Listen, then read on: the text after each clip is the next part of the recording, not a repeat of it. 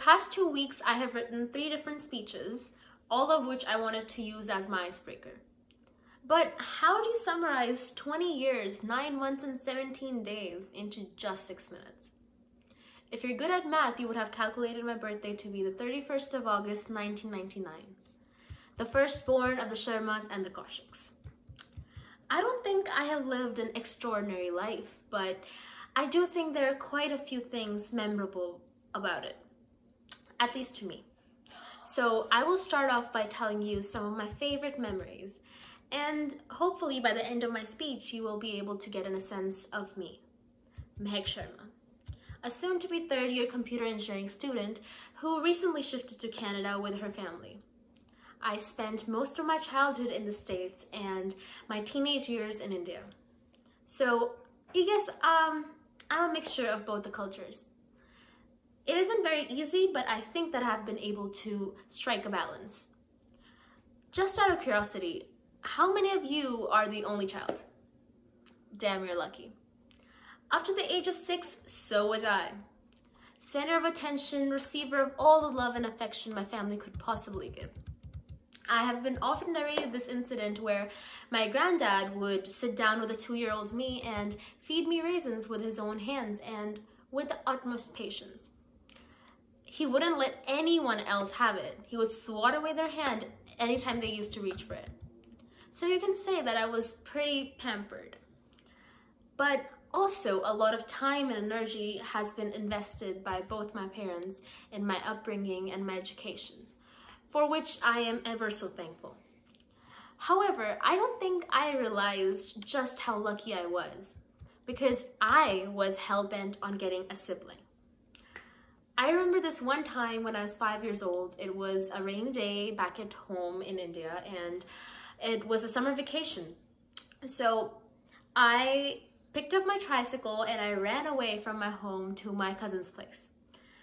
I was being dragged back to my house in the middle of the rain when I started screaming on top of my lungs that if only I had a sibling, I wouldn't run away.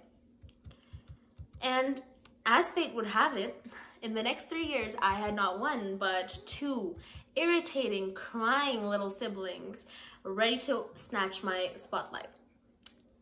Well, I love them, but you know what I mean.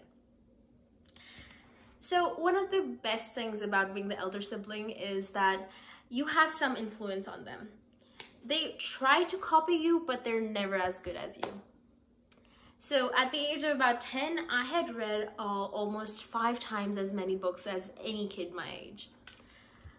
They're still trying to get up to speed, but I don't think they will be able to. The library was my second home, and once again, I had to be dragged out at closing time, and I would be screaming, "Mommy, just 5 more minutes." I'll tell you a secret. I absolutely love the smell of books. Old, new, every kind.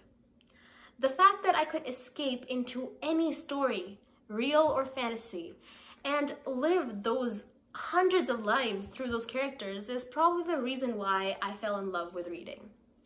And even more, the art of storytelling. I remember being the only kid in the grown-ups get-togethers that my family used to have, and I used to stand up on the table with a lot of confidence and gather everyone around and narrate the wildest stories I made up. And that has been the dream ever since, to be able to tell stories, meet new people, and learn their stories.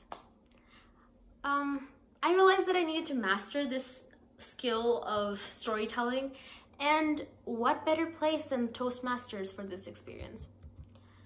This place has not just given me that kind of platform, but it has also given me an opportunity to better my leadership skills. I have been a part of many student council positions. I have taken up many student council positions and been part of many clubs. Last year, I was on the exec team for 3 different clubs, and right now I hold 2 vice president positions. I also write poetry and short stories. So people often ask me that, how do I manage to do all of this? How do I get the time being an EC student? And all I know is that I want to experience as many things as I can in life.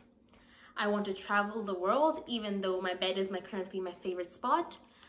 I want to run an NGO for orphans and volunteer at an aquarium. I want to have a pet monkey, and I want to write fiction novels. And the list just keeps going on and on. So even though university life can get daunting, for now, I don't want to deny myself the small pleasures of life.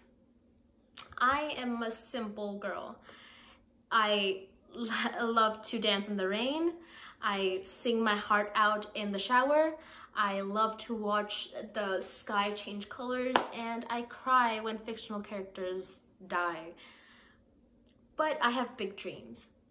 At the age of 20, I am still trying to figure out my way around the world.